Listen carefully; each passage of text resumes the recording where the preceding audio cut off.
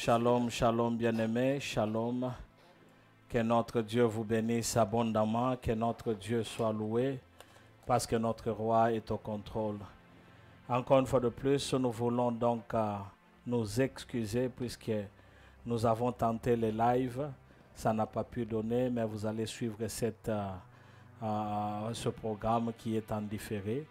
Nous vous demandons d'être vraiment patient avec nous. C'est vrai que nous avons des attaques par-ci par-là à cause de ce que nous sommes en train de faire. Vous savez qu'il y a un homme qui a dit que si vous ne rencontrez pas le diable sur votre chemin, c'est que vous êtes en train de faire route ensemble. Alors nous ne faisons pas route ensemble avec le diable. C'est pourquoi vous voyez qu'il est en train de nous déranger par le biais de la connexion. Parce que vous savez, le diable, quand il se sent déjà insécurisé, il cherche par tous les moyens à nous distraire ou à nous amener dans la confusion. Mais nous croyons que le Seigneur, au-delà de ce qui va se passer, le Seigneur est en train déjà de délivrer et d'amener la liberté dans la vie de quelqu'un. Alors, soyez tous dans la patience, parce que la patience est le fruit aussi de l'esprit. Alors, nous sommes là, nous allons continuer. Ce soir, j'ai avec moi deux hommes de Dieu. J'ai l'évangéliste Mitterrand qui est avec nous et le pasteur David Bongui. Et je crois que vous qui êtes en train de nous suivre, le Seigneur déjà a visité beaucoup d'entre nous. Le Seigneur a fait à ce que nous puissions bien commencer. Et la Bible dit que mieux vaut la fin d'une chose que son commencement. Nous sommes en train de continuer, qu'il pleuve, qu'il neige, que quoi qui peut arriver, nous irons jusqu'à la fin. Alléluia. Parce que nous croyons que le Seigneur est avec nous. Alors, nous vous saluons encore une fois de plus. Merci d'être là. Je m'appelle Eddie Kadima, vous êtes dans la chambre de prière. Nous allons passer un moment à écouter l'exhortation et après cela nous allons prier. Je disais que nous allons prier. Si j'étais toi, j'allais dire Amen. Nous allons prier. Vous savez, les dimanches déjà, nous avons rendez-vous à 10h juste, heure de New York, jusqu'à 12h45. Je crois que le temps passera un peu parce que nous allons prier. C'est le jour où nous allons élever l'autel de Dieu. C'est ce dimanche ici.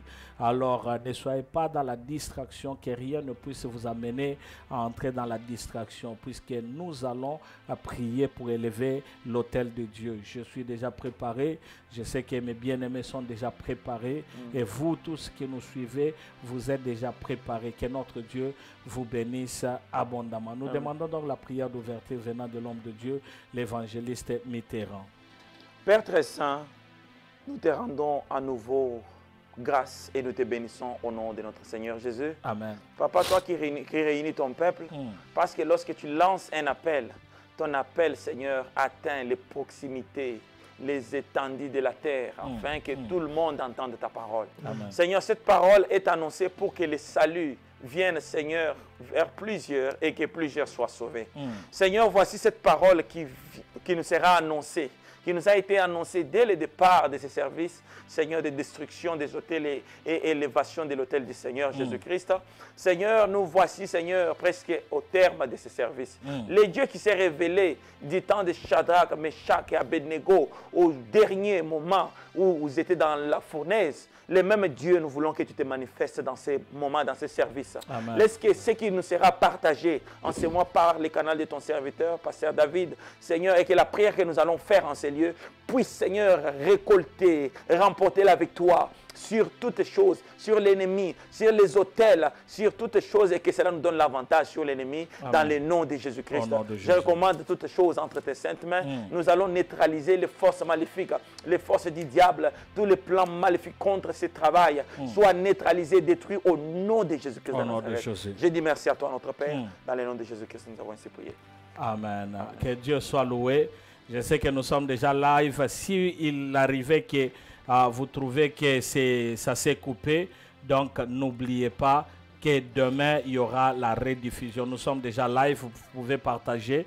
Et s'il arrivait que vous trouvez que ça s'est coupé, donc ne vous dérangez pas, demain vous allez suivre en différé. nous laissons la place, nous irons lentement. Je crois que c'est le temps. Quand le diable est en train de nous chercher, nous n'allons pas courir avec lui. Alors, calme, exhortation, et nous allons prier comme toujours.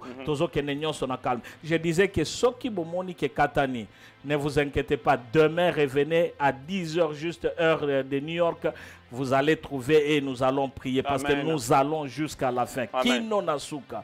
Nous disons shalom à l'homme de Dieu, le pasteur Bongui et David. Donc, pasteur,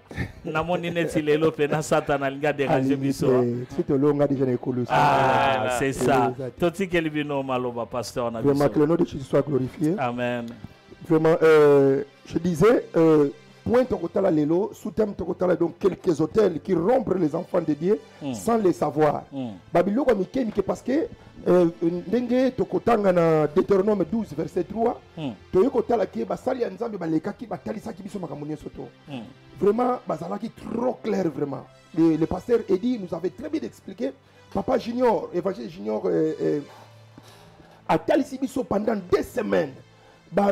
Hôtel ya ndenge nyonso biso tokansaka ya ba famille même mususu pe atalisaki biso na misala na mituka na bandako oyo toyena bamboka oyo même chaque mboka eza kolona na ba hôtel bisika nyonso kende yango diable ko comprendre que to timbeli cop na ye yango zo mona biloko no sezo bundisa make bato ba yokate parce que c'est sa mission yango bokotala sur les 10 commandements de Satan makambo ezali parce que tango nzamba bimisi 10 commandements diable aussi abimisi aye pour azwa ba oya yeba sala do akota na kati église aya ko yiba pe bana na nzambe. Alors gloire soit rendue à Dieu parce que nzambe aye ko talisa biso maloba na nzambe parce que la parole de Dieu c'est la lumière. Et fongo la biso to fongo mamisu parce que ceux qui te fongo miti ko c'est la difficile to kokota lifelo. Mais besoin nzambe na Ecclésiaste Ézéchiel 33:11 pour ça nzambe ke to bongo la mitema poto vivre. Donc ça na posa biso to mona impole. Yango so mona Évangile Junior a tel biso ba étape nyonso. Lobi so to zwa ki pasteur Thomas ayi ko tel service sur génération Jérubal. A tel biso yango ke bana na nzambe fo ba yeba ko banda pe ko silisa makamo. Mais bana na nzambe mususu ba banda kaka ba silisa kate. Ba mususu ba banda kaka soka bandi atiki. Soka bandi azoba tendi na ko tambola. Et puis ba soka siko to ko tala quelques points. Oyo bana na nzambe bazo ignorer biloko mikemike oyo bana na nzambe bazo ignorer bien aimé dans le Seigneur yango toke rapide na Deutéronome 12 verset 3 papa Eddie atangi biso na lombango vraiment na kombo na Jésus Christ. Deutéronome chapitre 12 le verset 3, écoutez ce que la Bible dit. Amen. Vous renverserez leurs autels, vous briserez leurs statues, vous brûlerez au feu leurs idoles, vous abattrez les images taillées de leurs dieux, et vous ferez disparaître leur nom de ces lieux-là. Parole du Seigneur. Nous rendons grâce à Dieu. Amen. Donc nous avons 5 choses qu'on va faire aujourd'hui. Donc il faut renverser, il faut briser, amen. Toko brûler, amen. Toko abattre, amen. Peut toko disparaître, toko silisa, amen. Donc ndenge za vendredi toko silisa. Bien aimé de le Seigneur, oza mwana nzambe, kolemba kate, soki ozolemba pona lo sambo, diable azolemba te. Ye baza na mission azoluka kene na ba oya ye na lifelo. Alors mission diable ayeko kota tina église, ayeko kota pona ko empêcher bana na nzambe bien aimé de le Seigneur. Yo za muto libako malamu. Oza mwana na nzambe parce que chambre de prière oyo eye hôtel moko eye ko telema pote yo hôtel ma na prière du lundi au vendredi. Amen. Ti samedi papa toto azolanda biso. Donc ndenge za wana kolemba te na vie na yo batalisi biso baforme nyonso ba hôtel basali na nzambe baleki baexplike biso nyonso mais siko lelo mission tokozala nango ya 5 biloko na foto sala mais yoka premier point ba quelque point o bana nzambe bazo ignorer diable azo chekati na bana nzambe mais bana nzambe bazo yebate pour liboso beaucoup de personnes demandent souvent les choses du monde na ba prière zo mona muto zo senga nzambe pesa nga libala et puis soko bali suka nango zanini or que libala ndenge za bo nzambe ayebi déjà posa ya na yo ndenge oza mona nzambe bible lobi tout concours nanani bible zo biso na verset oyo nani tout concours au bien de cinquième Dieu. Voilà, de cinquième Dieu. Nzambe ayebi déjà ba posa ya mitema na biso. C'est ça. Nzambe ayebi déjà ba posa mitema yango to kokende mbala moko na Matthieu 6 7 à 9. Papa dit atayeli sur la lombango. Matthieu chapitre 6, le verset 7 à 9. Écoutez ce que la Bible dit. En priant, ne multipliez pas de vaines paroles comme le païen, qui s'imaginent qu'à force de paroles, ils seront exaucés. Ne leur ressemblez pas, car votre Père sait de quoi vous avez besoin avant que vous le lui demandiez. Amen. Le verset 9 nous dit, voici donc comment est-ce que vous allez prier. Amen. Matthieu 6 atalisi biso. Avant yo senga nzambe, nzambe ayebi déjà ba posa na yo. Alors Bible dit que vos pensées se tournent dans des choses d'en haut. Bien aimé le Seigneur, yo muto brisaka ba ozana ba hôtel pour briser. Ce qui va penser na yo exact toujours na makambo ya mokili. Ozo ko se limiter na mokili. Yeba déjà ozana liste ya 10 commandements ya Satan. Yeba déjà na liste ya 10 commandements ya Satan. Vi na yo ata au renverser. Obana kozala muto ozobeta banzadi mingi ozokanza ozokwesa me ozobeta banzadi ezosimba te wana biloko nyonso papa junior ateyaki biso ekosimbaka te biloko nyonso passer edi ateyaki biso ekosimbaka te parce que diable azomona ero ezolongola ye azomona o mais muto azala eloko na biso te asengaka biloko na biso te yango napesaka raison pour laquelle Jésus lui-même après 40 jours 40 nuits ya prière le diable est descendu atalisaki nini biloko ya mokili yango nza Yesu ayebisaki azongisaki na maloba. Amen. Il faut qu'on veille. Babiloko ya mike mike soki ozolongola yango te. Toza na posa ozala pepele ndenge batalisa ki biso lobi. Yango batalisi biso yango awa balobi. Yebaka deja na mutu na yo. Naza na posa libala, naza na posa ya ndako, naza na posa nini nzambe tata ako disposer pour ngai. Mais moi mon problème mi so tala likolo, pote mi so tala likolo, tango na ko fixer na se, na ko yeba ko buka ko renverser biloko nyonso, na ko battre nyonso. Donc na deuxième point na biso. Deuxième point na biso ezali sur la visibilité. Bana na nzambe bazo ignorer eloko wana. Ok, la visibilité ezo comme la biso, ezo pesa nini l'orgueil, ezo pesa succès, batu balingi na succès pour succès et kosaka. Donc batu bazo faire voir pas ya batu qui baza na biloko nyonso. So ko moni muto zola ta chaînette passer edi. Yebi se zo chaînette tiango na kata veste akocha. Aroluka chaînette ni mandima po batu basala nini. Bamona. Batu balingi bazo ke na visibilité. Mote na ndenga nkolo. Naso betango na ndenga nkolo te. Est-ce que motema na yo eza disposé na ndenge ya nkolo? Est-ce que motema na yo eza disposé batu bamona? Ale yo zo mona loko neza normal.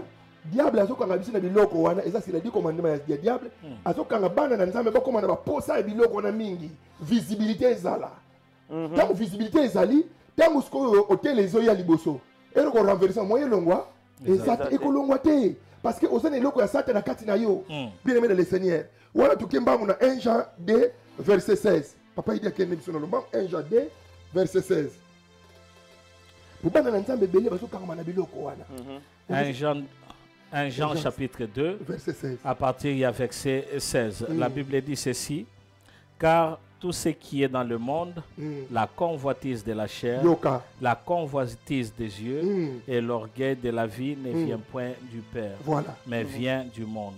Et le monde passe et sa convoitise aussi. Mais celui qui fait la volonté de Dieu demeure éternellement. Amen. Volonté ya nzambe akodemere éternellement. Biloko nyonso tozala na mokili oyo eza mala muto ozala na yango. Bien aimé le Seigneur, tu peux avoir la maison, ce n'est pas un problème. Eza lisumu te, mais yango ekoma idole na yo te. Okoza na mutuka yango ekoma iloko na yo te na vie na yo o négliger nzambe. Yango quelque soit musala na zana jeune na tali boye couleur comme kotaka na zolo ngabite na kosilisa ti na suka parce que biloko mokili koleka. Amen. Mais jeune il faut na silisa ngo parce que il faut nzoto pas yoka ke nzambe azana kati na yo. Amen. Bien aimé le Seigneur. Ba convoitise wana ezopesa orgueil, ezopesa succès mona oza danser. Bien aimé Bible bi ekoleka. Biloko wana bato belé bazobunga na biloko wana moni ere ko longolo tele moyen longwa. Ça qui pour lingi visibilité mingi. Est-ce que visibilité zo sala ngo ponza mbazo le kumu parce que Bible zoloba dans tout ce que vous allez faire, que le nom de Jésus soit glorifié. Alléluia. Est-ce qu'il y a une visibilité au Kenya? Est-ce que comment ça me soit le comment? Point d'interrogation. Il y a un moment où hôtel les autres comment c'est défait-il? Ils sont tous ensemble là. Mais hôtel les autres persister toujours. Mais pourquoi hôtel les autres? Est-ce que nous nous demandons pas vraiment? Masali nanzambe tout ça comme tout naté. Tozo ganga tala batu bakoleka boy. Mais pourquoi vous pepezo ya kaka? Est-ce que tozo sambe est-ce que le lengini tozo tambola na mokili on? Bien aimé, c'est troisième point to Kembangu. Troisième point tozo tala ba TikTok. Il y a des choses des rompre bana na nzambe sans que ba yeba. Amen. ba TikTok pour tout ça na posa to renverser to abattre to tumba pour to le canzela parce que papa junior a tali si biso yango bien parce que il a tali si biso yango bien que ba hôtel les a partout ba téléphone yo et ça na dit commandement ya diable aloba ki bokoti sa batu na biloko wana pour babunga parce que ceux qui babunga biso to kozwa ba point parce que zo mona batu oli batanga bible ba komi ko na ba TikTok so ka sombi iPhone 12 faut aluka atala biso na kitala tala pour batala kango pe ya tala na iPhone yango yo l'orgueil amen ata okeyo renverser ba hôtel ko longwa te parce que ozana ka ya diable yes yo ka so kende ba film pornographique et zo kende kaka na ba biloko na ba téléphone ngala fois passer na biso bino na Instagram na koti Instagram baba so tinanga na so ko so page boy ba photo ba sinabi na ba sous-vêtement ba photo boy na bino moi c'est na tele na bino ba mana so ba te wa peso uta na supprimer Instagram donc bible lobi na préféré na carte na lokolo moko mena kota lola bien aimé so ki olingo renverser ba hôtel na vie na yo ke ba na biloko est-ce que TikTok ozo kende ozo tia maloba nzambe est-ce que ozo tatola nzambe TikTok ozo kende est-ce que ozo laksa bilamba ou bien ozo laksa téléphone ou bien so pesa le coup mpala nzambe ou bien so ne pona ko swana po ba musuba koma bambo akela ba TikTok ba musuba koma ko mila kisa kino na komi na États-Unis na na so komi na États-Unis ko tina lola États-Unis sanga na mabele to mataki avion likolo to kitika na mabele c'est ça bilo binyo se koleka États-Unis koleka mais maloba na nzambe koleka te TikTok ndenge zaona eye pona ko silisa bana na nzambe belé o baza na distraction ba hotel telemele biso famille ezana ba problème bande kono bazana ba problème papa et junior a biso même na ba mituka même na bandako même na ba balabala ba hotel telemi bien aimé le Seigneur na distraction ezana ngo ya TikTok chaque jour o lembaka te tango zo la distrait diable zo sala azo benda yo malembe sans le savoir ouais amen okokota na téléphone boye okomi ko lula na mona mutu azo yebisanga pasteur na so na moni mobile nanga na sepela kana souté mais so ka zate na comme le poste mobile à côté téléphone et la kotala mibale musu na ba Facebook o ba benda ka beauté atala mandefu auta azoko se distraire biloko wana diable na di commandement ya Satan ezali ba kota ka wana parce que tango yo prier ezo simba te donc c'est quelque chose il faut longwa même biso bana mibale moi ça ke musala ozoko se distraire na makambo mususu okokota na makambo mususu ba distraction so comme ebele papa sere dit kota ba tota la ka bolumba mutu moko ya mwana nzambe moko ebonisami ba vie combien tozo tia maloba nzambe combien de vie ya muke mais mutu akala seka bolumbu et soki ba tengo so mutakalisation nini wana ebele 3800 sur les champs pour nini diable zo tite biloko wana batida se distraire et puis na bana nzambe okoko benga ya ndeko oyo kite mususu ebimia zala na tinde la yo tala ba distraction oli mutu atanga bible aso na ba TikTok faites attention enfants de Dieu bon oye banga na bango na misala na bango et puis diable ça ko enregistrer bango pe mbala moko to leki tout en Romains 12 1 à 2 quand la Bible dit ne vous conformez pas au siècle présent mais soyez transformés par le renouvellement de l'intelligence to leki mbala moko to ke na 4e la convoitise de la chair ba posa ya nzoto bien aimé le Seigneur et ko pesa yo makasi te o gêné et ko pesa makasi te o sambela ko mona okozala wana passer et dit ata talisa ki biso ba te belé la fois passer de lobaki lundi prière so que na biso na 20h à 22h ba tu bazo so bolembu mde ko so tsanga papa so yika prier bandi pongi yé mais tiens Nicolas télévision ata c'était dans sa place na téléphone et ça na téléphone et ça copie ya diable azo sala pour batu ba se dit et ça na 10 commandements ya Satan so que tu kozwa tanga kotangela bino 10 commandements wana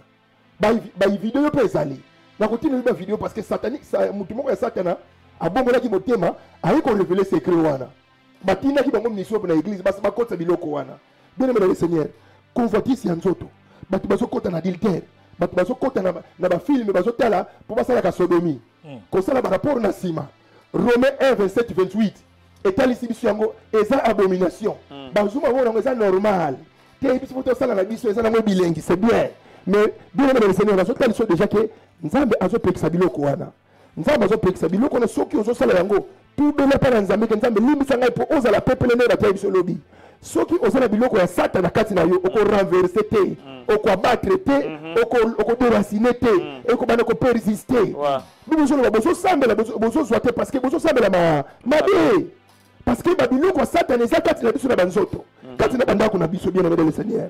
Voilà tout comme dans Apocalypse 14 verset 7 passé il y a tangeli biso. Apocalypse chapitre 14 le verset 7, la Bible nous dit ceci.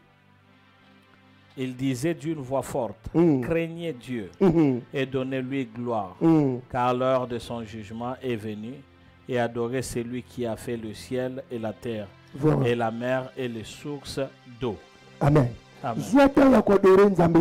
Parce que nzambe mokili sokende na kosila mokili sokende na kosila yo zotika na ba convoitise ba posa bilenge nzoto nzoto ndenge za remerciaka nango mutu te nzoto kotikala ko remercier mutu te na regrettaki grand frère moko uto kufa na defao akenaki na 9 J3 na Cameroun mais jour azongaki ba J3 ebungaki nzoto ba convoitise nzoto kotikala ko remercier yo e kotikala ko komisio na nzela te bien aimé ba posa nzoto ba biloko mokili zalala yango me yango ezala lokola primordial na yote yango ezala lokola eloko te koma na mutu na yoko moko lakisa batu moninga okoti na fait na TikTok olakisi tala na saliboye non c'est moins important batu ba lakisa musapi na mboka ntio je place ba lakisa ba chrétien tala ba chrétien ba bango wana ba pagano batu ba lakisa bango musapi mais yo chrétien ko ngobeta ka tolo te ke bangai soki boye na zana nzambe na ko biloko na ko longola ngote yebaka Yesu nde mutu akolongola yango. Amen. Biso toza basali na nzambe. C'est ça. Yesu nde mutu azala ba capacité biso tozosala o musala po Yesu akokisa yango. Bien aimé le Seigneur, convoitise ya nzoto ezali mabe. Po Yesu asolaka la mingi te to longola to aluka te to adore nzambe po te convoitise esila kati na biso. Amen. To kemba na oya suka l'aveuglement dans la parole de Dieu. Bana na nzambe biloko mikemi ke bazoyeba te ke bazako zala déjà aveuglé. Diable a besoin aveuglé biso pour que ba battre te to ba ko déraciner ba hôtel auto zala liboso na biso te. Bien aimé, il faut to yeba ka biloko yo. Yo ka sikona 2 Corinthiens 4 verset 4 Bible yesi biso nini parce que yo tangeli biso.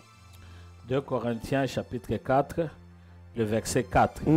La Bible nous dit pour les incrédules dont le Dieu de ce siècle a aveuglé l'intelligence afin qu'ils ne vissent pas briller la splendeur de l'évangile et de la gloire du Christ, qui est l'image de Dieu. Voilà.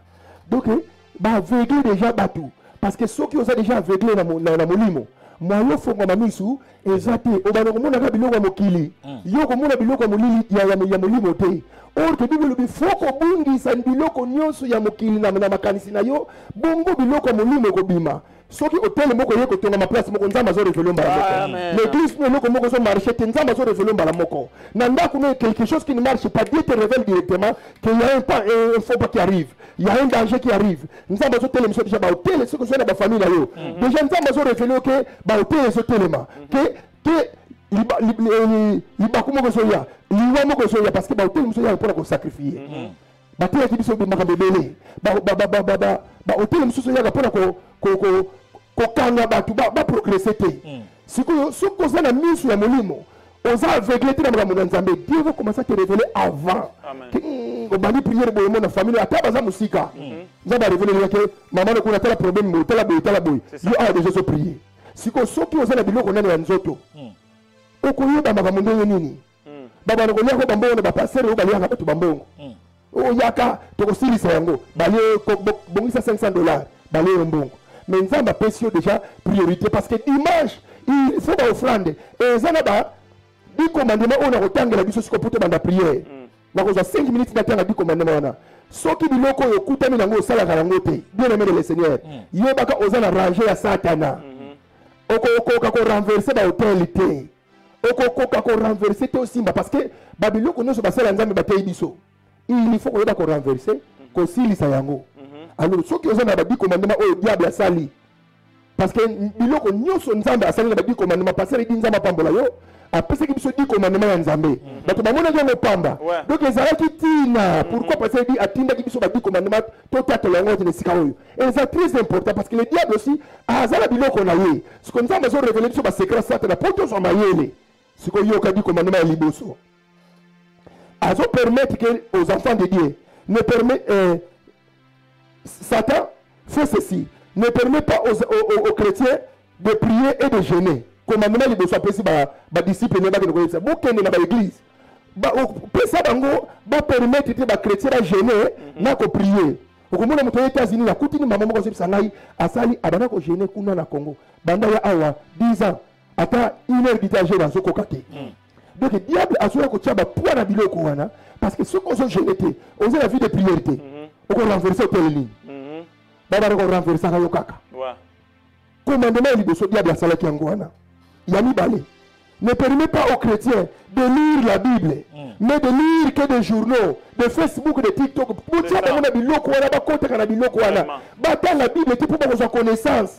Ba pesa bango ba posa ngo somo na soko lingo si ma Bible pongi. So ki TikTok et Facebook ni se fongwami. Et ça biloko wana, yeba ka soko za na biloko yeba déjà moyo renverser exacté. Awana to ko songa na verset oyo to bandela ki po que ne to bunda biloko esila. Troisième commandement, dit aux chrétiens que Dieu n'a pas besoin de leur dire, papa, tu es papa, évangéliste, tu es passé et tu es alors, dit aux chrétiens que il n'a pas besoin de dîmes et les offrandes. Il a dit ça, que va passer, il va se tonda. Après beaucoup de ça, va passer, il va passer à Mbongo, Babenda, vraiment. Et ça, le biloko satana a tué bango. Yo zo mona zulu ka baton banani, et ça na ba esprit ba zo kota na mitu ya bato na l'église. Yo so mona ngoza normal, mo pesa di mezate, aucune église offrande exacte. Oza mo sala nzambe na kuti se musala nzambe na ngola so bisanga, pour moi je suis le roi de Dieu, je ne peux pas donner les offrandes. Ngabinge, ayi singa pasteur, vous donnez les offrandes tous les jours pourquoi? Et vous donnez ngabi non yebite makambo. Ngabina na besoin na pambolama. Ayi singa te egala sa onde Dieu na ko pesa mo offrande te ngabi italio. Bien aimé le Seigneur, oza la musala nzambe, oza la mwana na nzambe. Pesa offrande de 10 minayo. Et ça très important, ça va commander ma diable pour arranger bateau.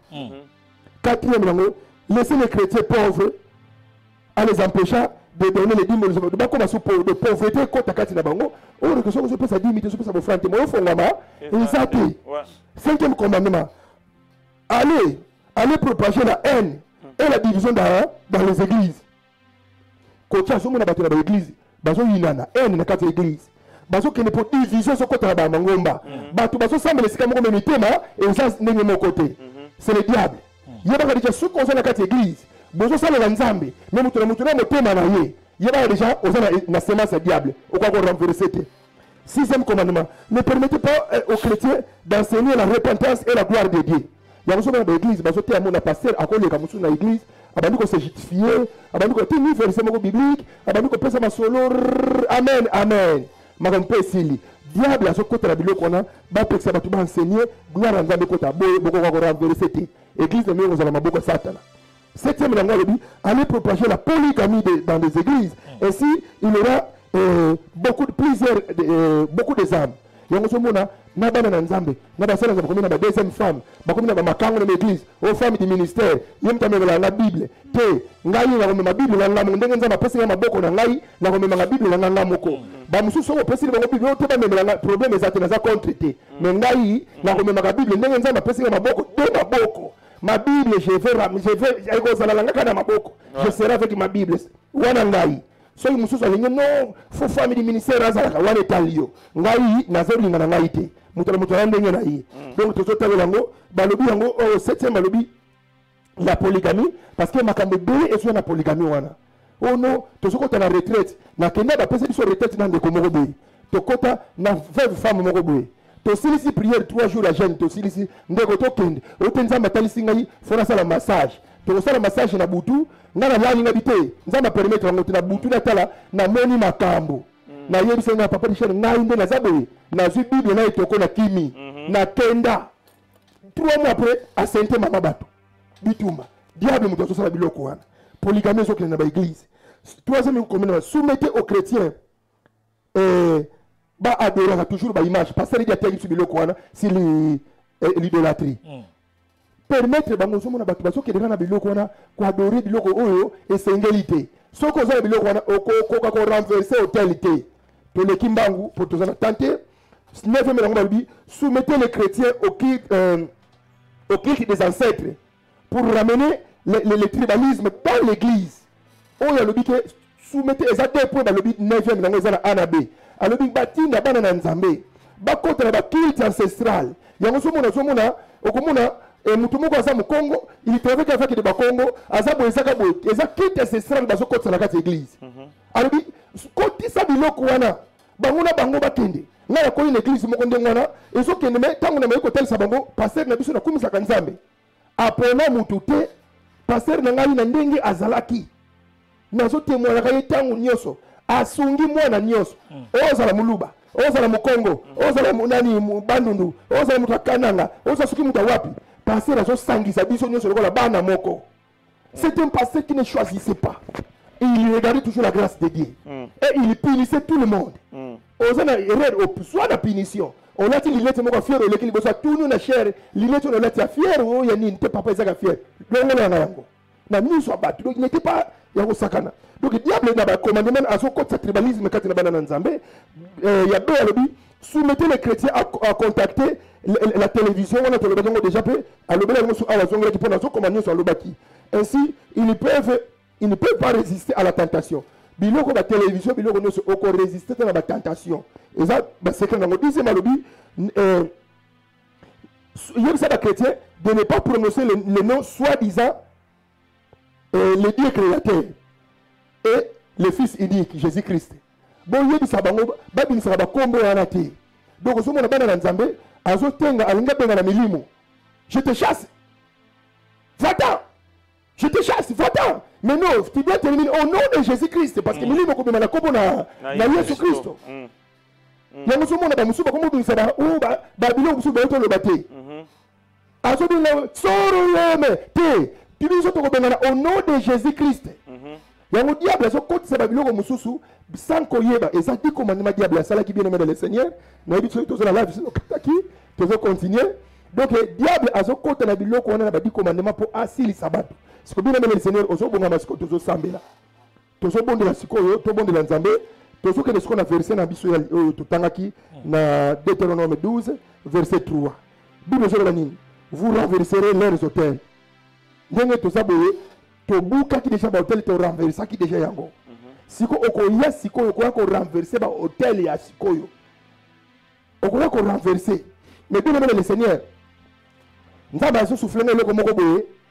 Que avant la noto banda to soit esprit ko sa vie à sanctification liboso na comprendre yelinga ka sikona makanisi zo yelangai okoya ko yebisa nzambe bulisa nga na makila na yo amen soki nazala kati ya ba problème oyo nyonso tu nzambe sokola ngai potena zala mpepele sokola ngai potena zala mpepele na tambola malamu na bitumba oyo parce que nga naza funa battre funa renverser ngai kaka te basilisaka eloko nini nango esilaka te ngai oyo batei ngai semaine mobimba banda to bandaki nzambe sokola ngana makila za la santache neride petit bien le sanctifiez-vous du jour au jour ça laquelle personne verra Dieu yebisa bonde la nzambe yebisa makila excuse buza bomo ina na komono masia Alléluia Seigneur nous avons droit de toi kolwa ko makila na yonde sokola moko na biso nzambe makila na yonde sokola moko na moko na isika o Jésus sokola moko na moko na chambre de prière yawe sokola moko na moko yawe quelque soit bitumba nzambe tezaile na nzambe ko ndambe na nyoso makila na biso yofia ko rendre sur la vie kolo sa ngolemi o Jésus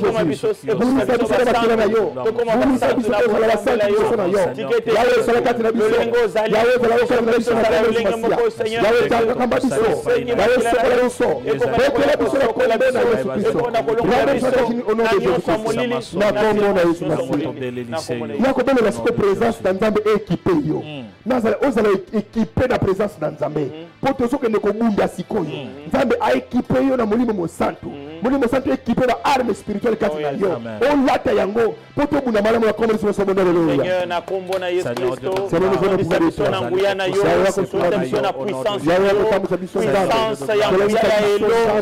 la puissance a été conférée à la croix de Golgotha qui dit en mon nom vous chasserez les démons en mon nom vous avez l'autorité en mon nom vous écraserez la tête du serpent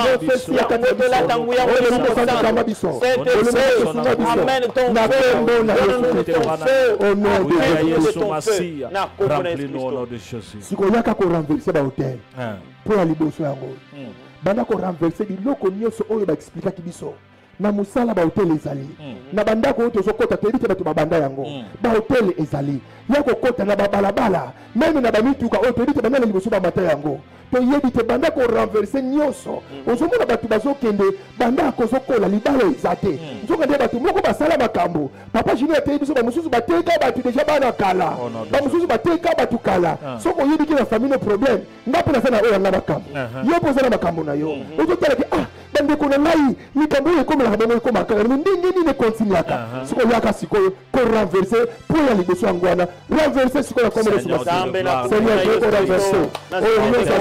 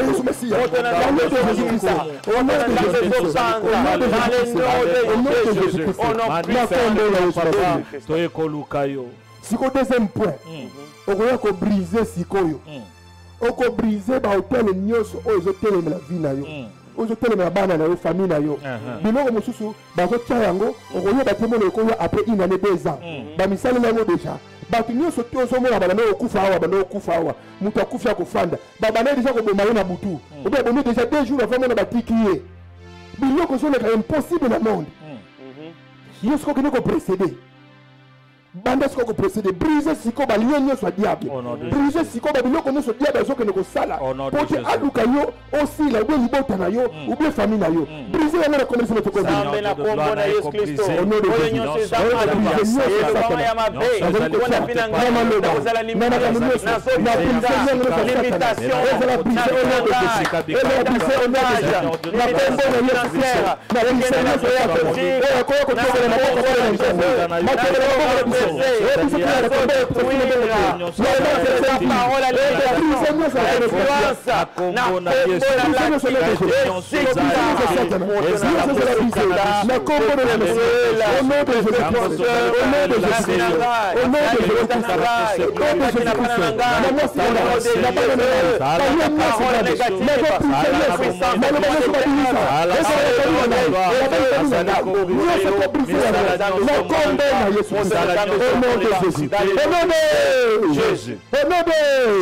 sikoyo okoya kotumba sikoyo parce que diba mosusu tomonaka papa junior batobole bango deja maboko ata azwi mbongo boye asala saving eza ata azwi mbongo kosomba biloko bisomba soki mbongo ye makanisi eye eza bahotel sikoyo tokoya kobrise kotumba sikoyo banyangu nyonso ya satana azotya bamitambu nyonso azotya kotobola bana na nzambe maboko kotobola bandeko na biso bayeba kobomba mbongo omona moto aza 10 awa aprogresaka te azosalaka cercle officiel tourne toujours en rond azotala me mutu ndenge nini banda ya omona moto atelema bogare me eloko te eza bahotel na bamboka oyo nyonso ezali sikoyo il faut totumba biloko wana nzambe alibere mabota na biso nzambe alibere bafamille na biso bana na biso mpe totumba biloko nyonso osatana kwa kotya liboso na bango na baministere na biso totumba na kombo nyonso basiya Zambe na kombo na Yesu Kristo Seigneur totumba biloko nyonso osatana nyonso na nzambe tozikisa nyonso osatana nyonso na nzambe tozikisa nyonso Seigneur tokobela bafumaboko ya vina na ya mwasi na na ya totumba na kombo nyonso Seigneur tozikisa oyo nyonso osatana oyo avenir ya bana webai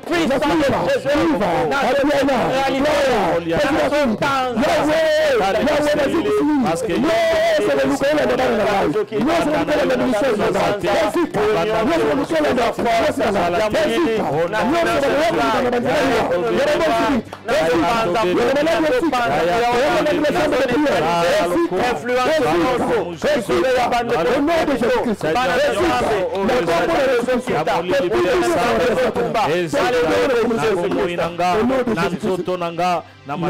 au nom de Jésus. Siko ozo kwa battre. Autant tumbani bando kwa battre yango comme poussière. Amen. Or que soko tumbi biloko putulu etika la kawana. Donc on fait la posa putulu mona na te. Po ba koni musu soko tumbi yango okomona etumbani me soko otango bien na katika teziki bien te. Soko bando kwa battre yango et comme vraiment et la calciner vraiment. Soko kwa battre la présence non c'est diable. Ba mitambo no au diable azako tia. Azoko kotetina ba église. Azoko kotetina ba pensée surtout na ba pensée. Oyako ba kwa battre nyonso tuwana.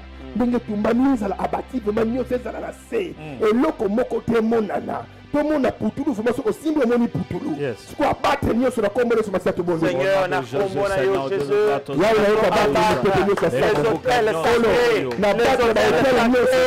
La famille, les hôtels à Royo. Mais la biso, na biso. Celui qui a les alliances sacrées. Au nom de Jésus Christ, les hôtels longa. Et comme sur les hôtels de ce pays. Nous sommes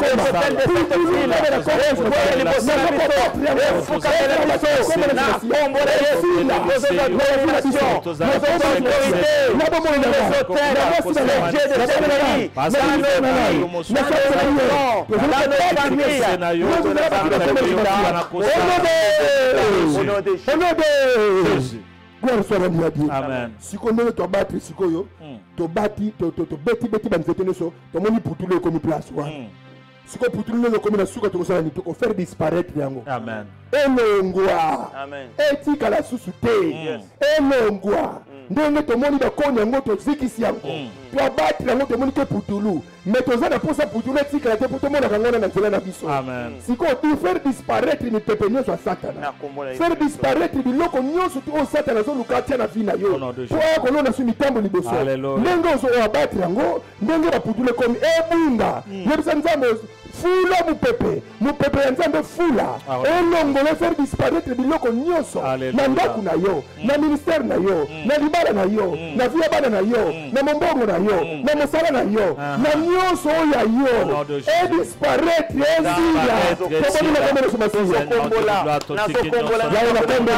Mu pepe ya nzambe fula. Na nettoyer, na ratisser le large. Le feu disparaître dans le ciel. Na vida na vida na makila na vida ya bana na ngaya kombo Yesu Yesu Seigneur family moi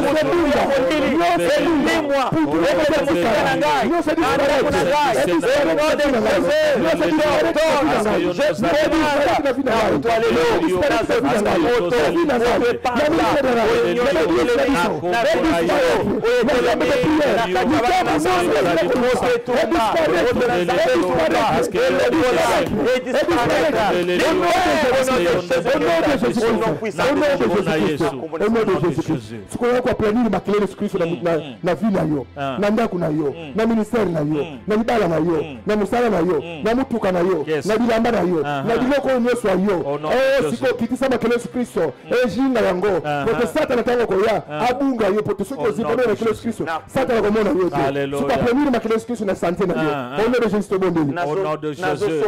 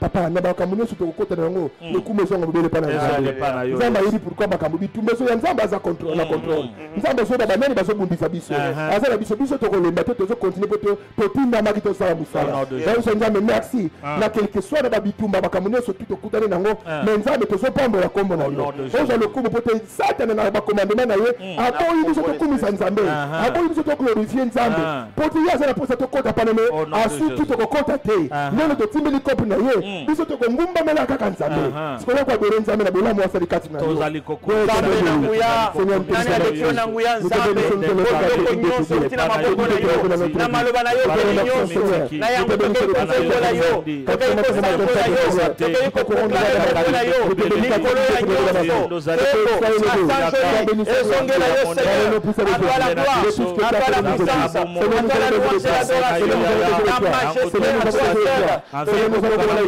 sala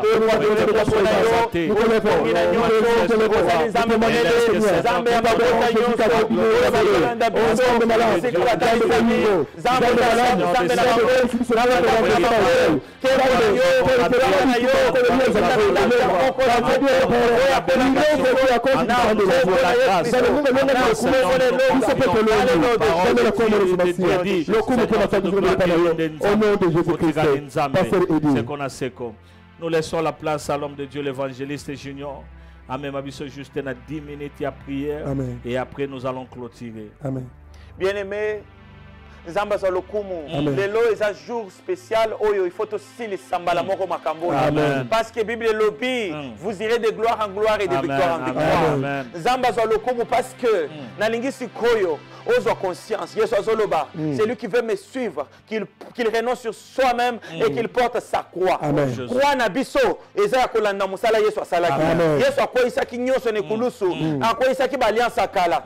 Biso pe, tozo croix oyo, ya makambo ya famille na biso, wana kokoyisa pe nyonso la famille, oyo eza ko bloquer biso. Yango siko ozo kende nano lolenge batangisa ki biso na service oyo. Tozo attaquer nan hôtel ya liboso, espanda na makila na biso. Alliance ancestrale et fanda na makila nalingi makila na yoko banda lelo eza la renouveler makila nyoso akale ezika na moto nalingi otinda moto na makila na yo ozo teneza tabernacle ya famille et contrôler na nzela makila na yo nalingi saint esprit akita na moto na ndenge ya kati ezikisa nyoso moto traverser nzoto na komola Yesu nzambe na zoki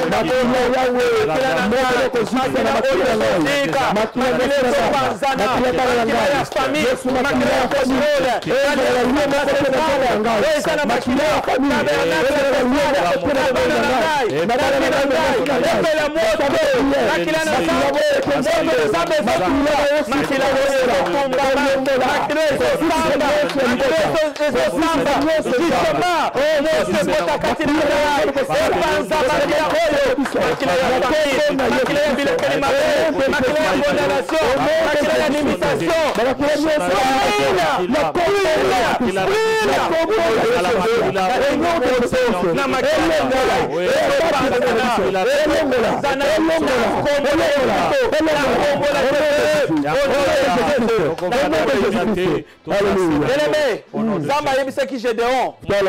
kende panza ba hotel papa na yo je donne kende ki mo côté ça dit comme on ndenge to za ebele boy boy pe je donne kende na ba camarade hotel la famille ba ko isaka mutu mo côté hotel la famille senga ka bato zo accompagner yo yango ngai na yo to zo ko bande ko loba hotel nyonso za ki établi les les ki ba koko les ki papa maman ou bien grand frère na famille pesa ki ba kombo na occultisme na kindoki tozo tinda moto hotel wana ezo kweya hotel nzambe tumba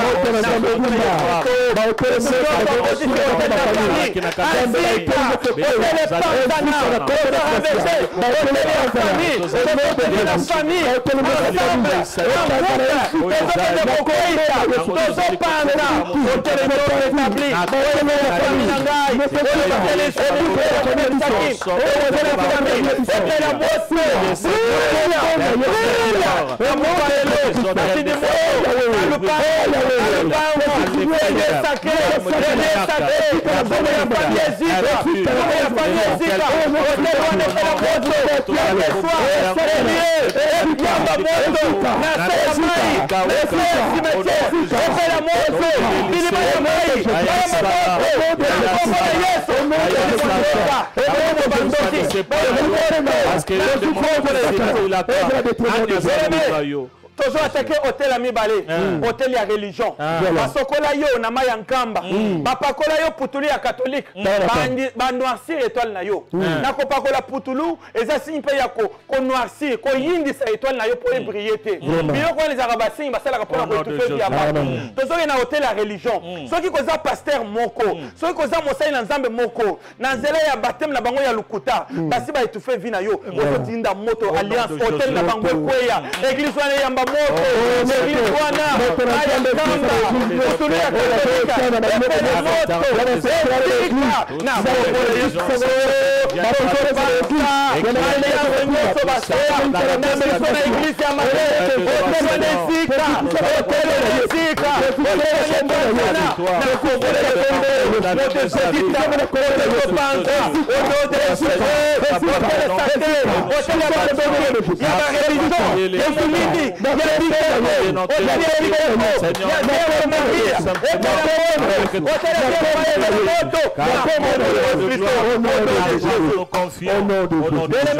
tozoke de sikoko kwa isa hotel ya kombo influence nyonso kombo na yo kombo za nango exercer na vie na yo kombo etufaka vie ya mutu kombo elimitaka vie ya mutu kombo eranda mutu vie instable kombi era vie exodale vie exode rural ofanda o mabe ofanda na état o mabe o wana ville o mabe so wana eza instabilité peut-être eza kombo mutu ezo sala influence wana ozo tinda moto na kombo na yo influence nyonso eza na kombo ezika na butwa de conseil de nom et la moto na kombo na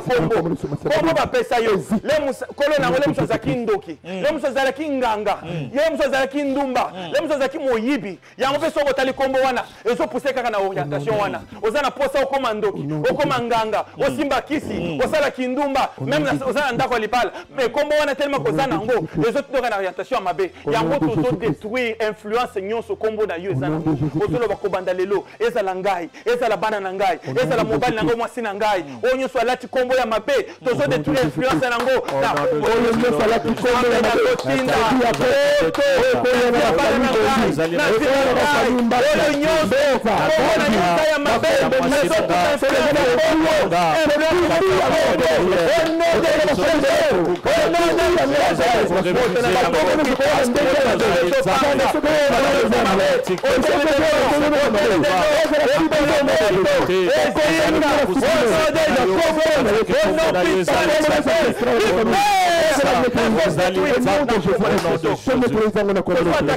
hôtel ya maloba bakozala papa alobelaki yo maloba ndenge Jacob alobaki maloba mbeli koloba mais Moïse ayaki alobaki que Ribin vive basali na nzambe basa pe na pouvoir ya ko refaire ya koloba maloba malamu tulina to détruire ma parole nyonso baloba ezele za papa na ngai ezele za mama alobaki ezele za bakoko tata mwasi ba parole nyonso même soki eza basali na nzambe même soki eza bandoki na kati ya kindoki ba parole nyonso balobela yo mabe bakozala balobi obela ozwa maladi bakozala balobi yo okauka bakozala balobi eloko moko ya mabe tozwa anile parole nyonso tout hôtel ya parole esika na kombo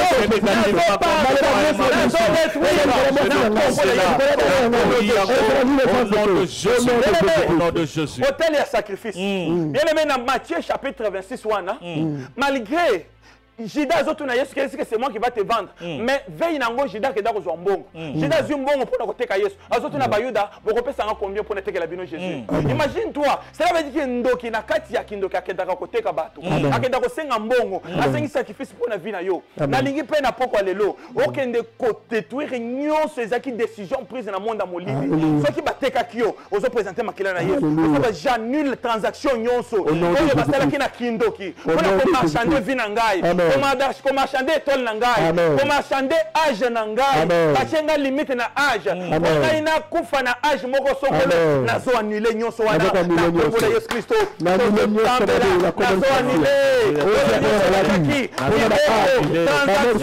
marché ya molili kombo vie na ngai nazo annuler na makila na Yesu na makila na Yesu etole ngai chose na ngai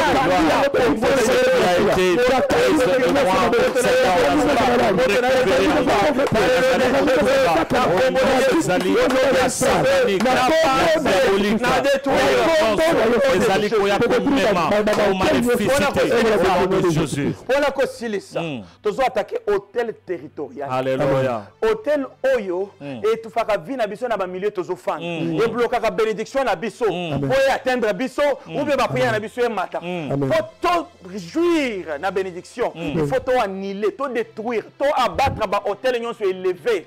Oye bloquer ba vie na biso, les esprits de l'air, oye telemé kanga vie na biso, ozo panzango,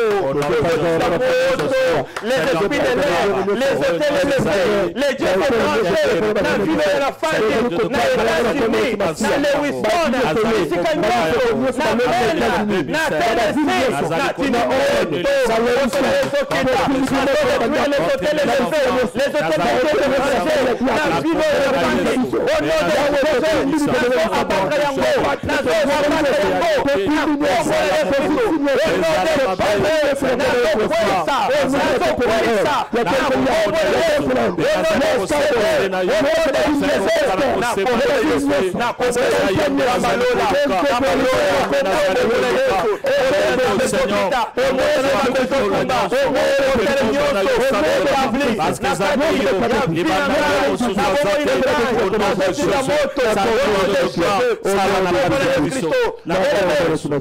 Nazotanga na Matthieu 26 place Jida zo sengambon na lingi ozo problème au sérieux parce qu'il faut to élever hôtel ya Nzambe dimanche na lingi omona ke eloko nyonso muto asalaka na mokili awo asengaka mbongo eloko nyonso basalaka même pona ko livrer yo basengaka mbongo alors sikoyo tozotanga place Jida zo senga que akendo asenga mbongo pona Yesu. Alors, la Bible est dans Matthieu chapitre 26, 14e verset. Alors, l'un des 12, appelé Judas Iscariote, alla vers les principaux sacrificateurs et dit, que voulez-vous me donner et je vous les livrerai.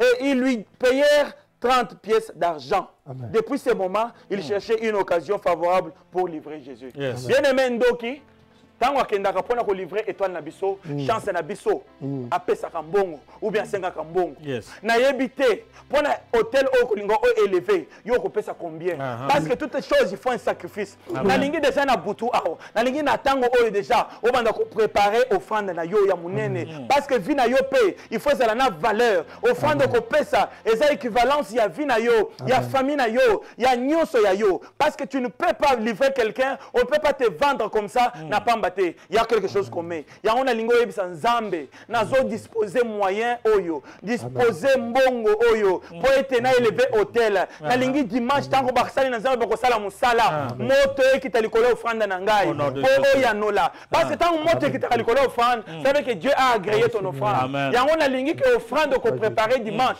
Tango tokosala musala na nzambe akosambela. Ndenge eli moto ekitaka mokolo ya Mont Carmel, to lingi pe moto ekita likolo offrande na yo. Il y a un lingi pe sa valeur na offrande na yo, na kochango na valeur ya vie na yo. Kochango na balance. Il y a un lingi senga nzambe. Ndenge Abel oyambaki hôtel na ye, oyambaki offrande na ye, ndenge ndimaki prière ya Eli na Mont Carmel, na lingi pe offrande na ngo ya no lango, o répondre aux favorable na kombo na isto sambeli. Sambela lola, bato mokili ba pesa ka belo ko pona vina bango. O Zambe, Satan yosakio, pour l'homme donne tout ce qu'il a pour qu'il vive. Biso pe Zambe, nous voulons élever le tel pour nos filles et nos familles. Yango nous disposer offrande Zala au rendez-vous, oya no offrande na ngai, oya no offrande na ngai, oya kisa moto, oya sepela offrande na ngai, oya na ko élever, oya alliance asika, alliance na yo,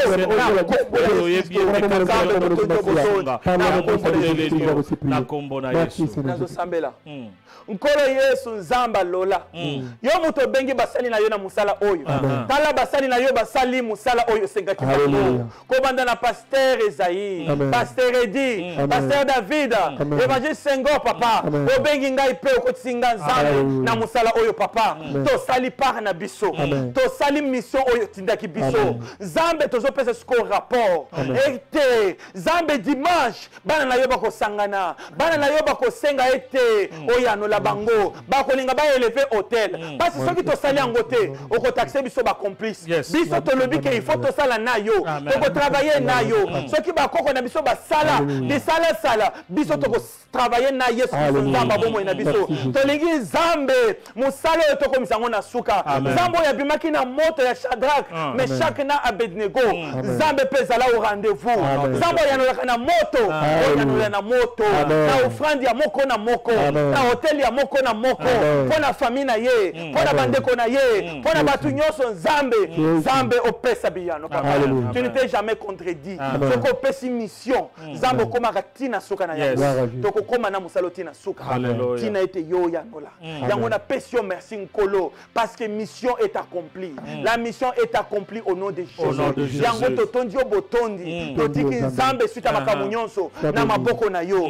comme pour dire nous avons fait notre part. Amen. Seigneur, fais aussi ta part. Amen. Na kombo na isto pesio merci. Totondi obotondi Zamba au nom de Jésus-Christ. Alléluia. Pasteur dit. Oh bien-aimé, tu vas remercier l'Éternel parce qu'il est l'alpha et l'oméga. Le Dieu qui commence et qui termine. Alléluia. Quand il commence, il n'a jamais abandonné, il n'a jamais délaissé. Amen. Ce Dieu-là, c'est ton Dieu. Ce Dieu-là, c'est Jésus-Christ de Nazareth. Oh yamonakio yamboko kanako botama, yamboko kanako benga yo. Apesi ngonga o yamfin que vina yo za la transformer, za la changer. Et que za la moto o zali ko bika esengo na kati ya vina yo. Yango na ngonga o yo zali ko remercier po zali ko tombola kiti ya bokonzi na ye. Ngonga ngwe koki to bandaki uta smeno uta ekoleka kuna. Ngonga ngwe koki komi tango toko kana ko élever hôtel ya Nzambe. Déjà là tu es en train de déclarer, tu es en train de dire merci à l'Éternel. Ozolo banzambo tole ngana zali ko lamusa pona yo tika ete nganga vina nga mobimba. Elo ba pona ngai ezala pona ngai pona libota nanga ata soki naza suna mokilité nganga pona bakoko na bana na ngai afin que Seigneur bako kana kotatola que papa na biso mama na biso aelavaka hôtel pona biso. Est-ce que compris ko loba merci na Nzambe? Seigneur merci parce que hôtel to ko élever papa lo pesio merci ko yanola hôtel to la konganga lo lenge ya abele nganga ata to so la motité bana na biso ba bénéficier na hôtel oyo na kombo na Yesu Seigneur pana Seigneur si que te accompagner biso si que te se souvenir na musala oyo Nzambe botambola na biso na bana na biso na ba génération kolanda na kombo na Yesu Nzambe yasala na na Abraham Nzambe yimate papa ezala na biso alliance na kombo na Jésus Christ na kombo bosako basantu na kombo le Seigneur Jésus Christ au nom de Jésus. Est-ce qu'on peut recommander samedi na maboko na Nzambe? Vous allez recommander dimanche na maboko na Nzambe. Bien aimé, weekend nde batebele ba kendaka musika na Nzambe. Weekend nde tango batu balobaka o ngulu aliaki mama na ye. Mais biso weekend na biso ezali weekend biso tozali kobanga Nzambe na maloba na oyo tozali kosala. Même ti dimanche tango toko élever hôtel tokozala na kati ya sanctification. Kobosa na teke tozana jeune. Lobi samedi tozana kati ya jeune. Enfin que dimanche tango tozali kotombola hôtel. Je crois que le lundi na kolobelango susu mwa moke pona bawe bakorate le dimanche afin que okoki kosili sa service au te soko élevé hôtel te. C'est pourquoi nous sommes en train de prier pour le week-end au nom de Jésus. Éternel notre Dieu, Zambe week-end mobima na maboko na yo Zambe. Zambe alola sala na biso bazaba tambola na biso protéger biso sala au rendez-vous dans la famille ya dimanche. Zambe ya Eli oya kitsaka moto na mo Carmel Zambe kusa moto na yo dimanche tango to élevé hôtel la Zambe na yo Zambe ya nolaka prière ya Salomon tango il est simple okitsaka moto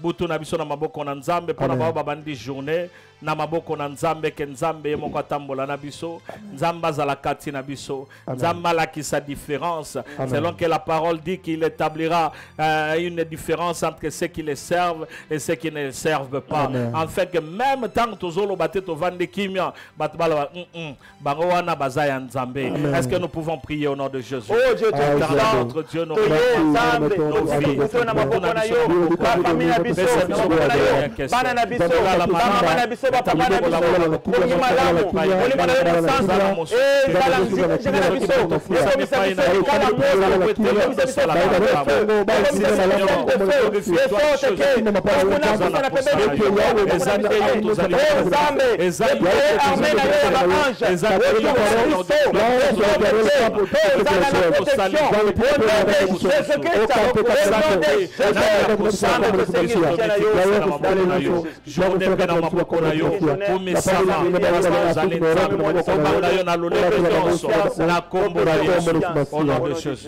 na clôturer mais na lingi biso nyonso basali na Nzambe tozali awa na studio Edka Production na chambre de prière topambola basali na Nzambe bana na Nzambe topambola peuple de Dieu. Nzambe azali koyoka malobo ezali kouta na basali na ye tolingi to déclarer parce que tant to sali service oyo eza sous recommandation ya Nzambe eza te ke mutu moko alala ki alamuki alobite na lotira bandabo. Nzambe alobeli biso et il sait pourquoi quand il envoie sa parole eza prêté kokana ko guérir. Alors nous allons bénir les enfants de Dieu na chambre de prière. Mutu nyonso ezala na ba église ezala na chambre de prière mutu nyonso aza connecté na biso oya yoki liloba oyo Nzambe se manifester afin que mokolo azali kopesa témoignage aloba c'est vrai que Nzambe mutu atinda ki liloba tozali kopambola bana na Nzambe. Oh Seigneur Dieu ton peuple Seigneur kopambola mikongo ona kopambola peuple na yo partout il se trouve na banda kuna bango tikete ba pambwa na bango babanda kobonga opia sile kota mongwene kota kimie kota eduketale kota transformation kota krisma kota na kombo na Yesu Kristo topakoli bango bamona mpole na yo bamona bénédiction loboko na yo etalisama etambe puissante etambe agissante emosana bavi na bango bakende liboso bana na bango bakende liboso babana na bango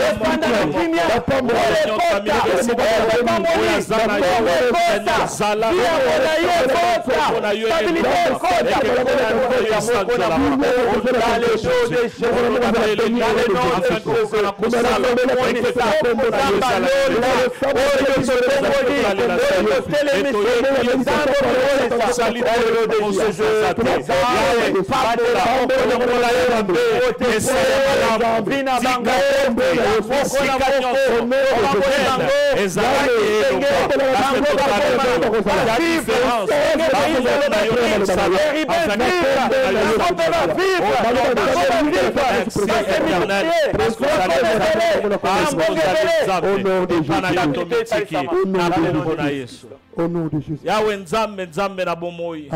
Éternel notre Dieu. Ce qui te mitali, Seigneur Dieu de gloire, Isaïe Ngolu na yo. Ebele bakutana ki na ba hôtel la famille, mais les qui sa ki bango. Ebele bakutana ki na hôtel ya famille, et sous qui sa ki bango. Ba limitation wapi, ba blocage wapi, kolelo wapi. Mais Jésus-Christ est sengwe ton dynamité, parce que ngonga oyo yo ye ko changer, yo ye ko transformer. Parce que Seigneur, Bible ezali koloba que mon peuple périt par faute de connaissance. Mais puisque tu as connaissance, est-ce que tu peux périr les sous-sous? Seigneur, yango tolobi merci. Parce que Jésus, nabola munayo, nabolingo nayo, otalibiso na miso na yo, bitika ete na kokana bitika liloba, ebe changement na transformation. Yango to remercier yo, na moko na biso.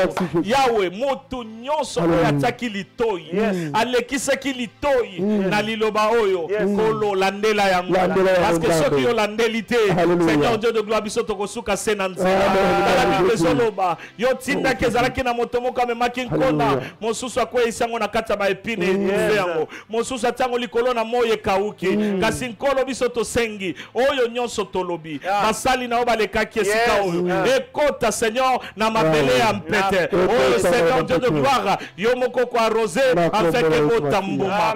Kolo na ba famille na biso, oyo to vivaki lobi eza otoko vivre lelo te oni boni lobi bana na biso bako vivre ya elenge parce que yo zanzambe na biso et biso to tie like pai na yo n'est-ce pas que Bible zoloba que bao bazali ko like pai na yo bako yokisa masoni to beleli yo na mongongo bakasi to lenge bana Israël ba belela ki yo yoki parce que lobi boko sambela pe boko kende yana ko yanola bino yango Seigneur lelo na pokwa tozana kondimisa maete ondimili pondeli na mwame eke lelo na poka tozali kotambola tete haute puisque tobuki nyonso yaya tokwa isi nyonso yaya tozali kosenga sikawa opesa biso mayele wete toyeba lolenga kotombola yaya parce que tam tozali kotombola totombola ngona bandenga essentiel mais yaya bo kuboyebi na yo mayele na yo ekokana kosala ete oyo tokomema liboso na yo ezala ya motuya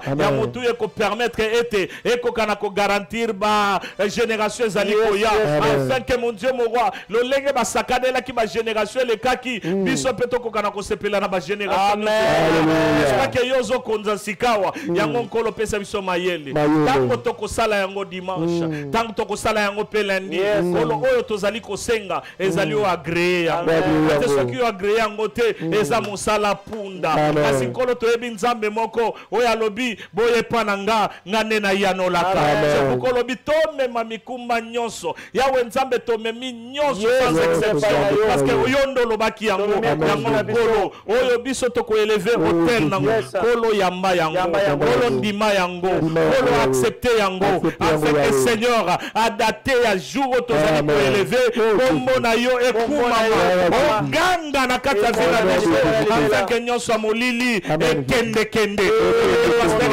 pasteur David alobaka epunza mapunza yango Seigneur tozo remercier yo afin que kombo na yo netolama n'est-ce pas que Seigneur toza na nzambe yango biso totie motema parce que nzambe na biso ayokaka nzambe na biso asalaka nzambe na biso ayanolaka nzambe na biso ayaka pe kokufa na moko na moko et que Seigneur na chambre de prière tozala béni na ba église na biso tozala béni tozala fidèle na ba église na biso tozala fidèle Seigneur na liloba na yo afin que tango kozonga ya au-delà ya oyo nyonso tozosenga tokota pelola na kombo na Yesu sto bondeli peto beti maboko pona lokumu au nom de Jésus. Que le nom de Dieu soit loué.